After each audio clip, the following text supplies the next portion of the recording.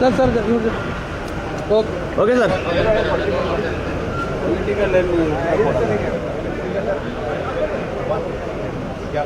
ಬಿಜಾಪುರದಲ್ಲಿ ನಮ್ಮ ಮಾಜಿ ಶಾಸಕರು ರಾಜು ಹಲ್ಗೂರ್ ಅವರ ಮಗಳ ಮದುವೆ ಇದೆ, ಅದಕ್ಕೆ ಹೋಗ್ತಾ ಇದ್ದೇನೆ.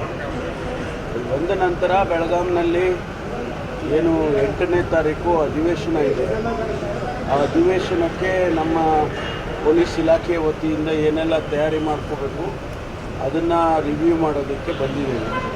ಅದನ್ನು ರಿವ್ಯೂ ಮಾಡ್ತೇನೆ. ನಮ್ಮ ಪೊಲೀಸ್ನವರು ಏನು ಇಳ್ಕೊಳ್ತಾರೆ, ಬ್ಯಾರಕ್ಸ್ ಏನು ಮಾಡಿದ್ವಿ, ಟೆಂಪರರಿ ಬ್ಯಾರಕ್ಸ್ ಮಾಡ್ತೀವಿ, ಅಲ್ಲಿ ಭೇಟಿ ಕೊಡ್ತೀನಿ. ಅದಾದಮೇಲೆ ನಮ್ಮ ಈ ಪ್ರತಿಭಟನೆಗಳು ಸಾಮಾನ್ಯವಾಗಿ ಈ ಬೆಳಗಾಂ ಅಧಿವೇಶನದಲ್ಲಿ ಹೆಚ್ಚು ಪ್ರತಿಭಟನೆಗಳಾಗುತ್ತೆ.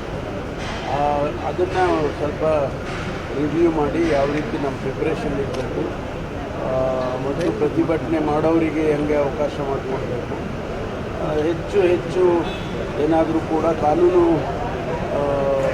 ದೃಷ್ಟಿಯಿಂದ ಏನಾದರೂ ತೊಂದರೆಗಳಾದರೆ ಅದನ್ನು ಯಾವ ರೀತಿ ನಿಭಾಯಿಸಬೇಕು ಅಂತ ಈ ಕೆಲವು ವಿಷಯಗಳಲ್ಲಿ ಮಾತಾಡ್ಕೊಂಡು ನಿನ್ನೆ ರಾಜೇಂದ್ರ ಅವರು ಬಹಿರಂಗವಾಗಿ ನಾವು ಸಿದ್ದರಾಮಯ್ಯವರು ಬದಲಾವಣೆ ಮಾಡೋದಾದರೆ ದಕ್ಷಿಣಕ್ಕೆ ಪಡೆದಂತೆ ಬಹಿರಂಗವಾಗಿ ಡಿಮ್ಯಾಂಡಲ್ಲಿ ಕ್ಲೇಮ್ ಮಾಡಿದ್ದಾರೆ. ಅವ್ರಿಗೆ ಬೆಂಬಲ ಇದೆ ಸರ್.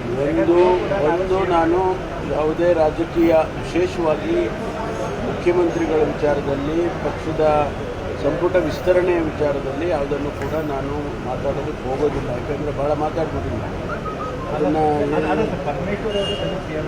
Thank you. ಮಧ್ಯಾಹ್ನ ಬಂದ